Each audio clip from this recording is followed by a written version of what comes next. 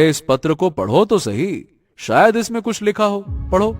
तुमने दुनिया जीत ली है, अब तुम सच्चे बहादुर भी हो और बुद्धिमान भी हो।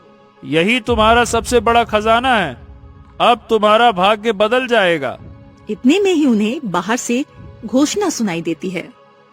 ध्यान दो, राज्य के 3 बहादुर योद्धाओं की तलाश है। उन्हें महल में बुलाया जा रहा है। सुनो सुनो सुनो।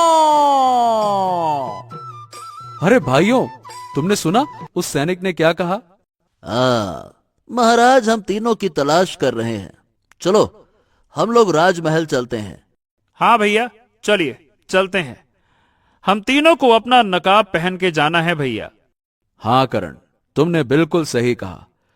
माँ ने जैसा कहा था, हमें उसी वेश में राजमहल जाना है। चलो। फिर तीनों भाई नकाब पहनकर महल की ओर निकल पड़ते हैं। पूरा राज्य इकट्ठा हो जाता है। हर कोई उत्सुक है उन नकाब वाले वीरों को देखने के लिए। अरे भैया, मुझसे तो बर्दाश्त ही नहीं होता। पता नहीं वो 3 वीर कौन है जिसने हम सब की रक्षा की।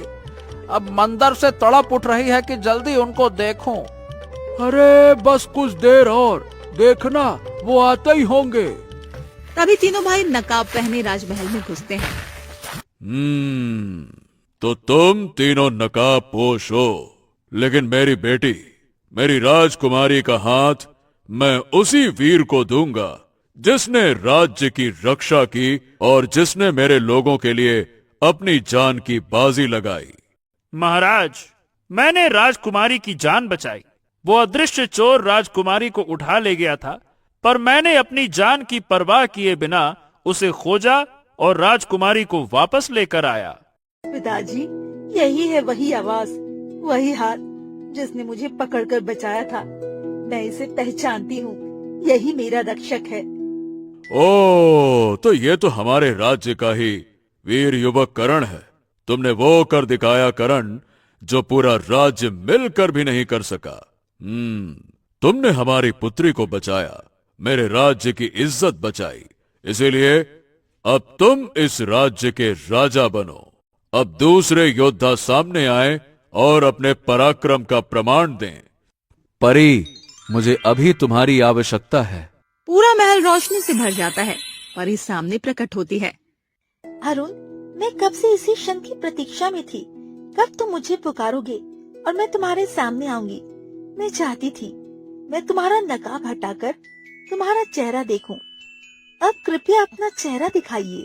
अरुण अपना नकाब हटाता है। तुम तो सच में अत्यंत सुंदर हो। जितना सुंदर उतने ही बहादुर। मैं तुमसे विवाह करना चाहती हूँ। अगर मैं इस काबिल हूँ तो ठीक है, मैं ये करने के लिए तैयार हूँ। अरे वाह, ये तो बहुत ही सौभाग्य का दिन है अरुण।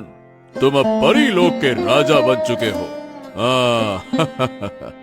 चलो, अब तीसरे योद्धा सामने आए और अपना नकाब हटाएं।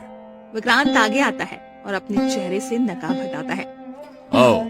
ओ, अच्छा, तो ये तो विक्रांत है।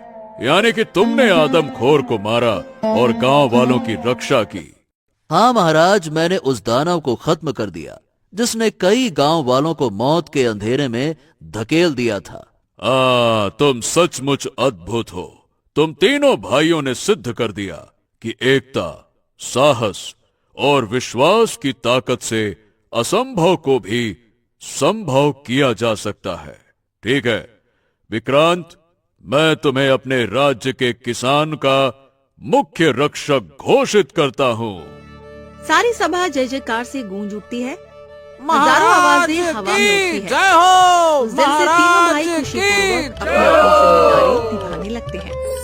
प्रिय दर्शकों, अगर आपको ये कहानी अच्छी लगी हो तो वीडियो को लाइक करके कमेंट में हमें जरूर बताइए कि कहानी कैसी लगी। और ऐसे ही मनोरंजक कहानियों का आनंद लेने के लिए हमारे चैनल टूनी वर्ड्स को सब्सक्राइब करें।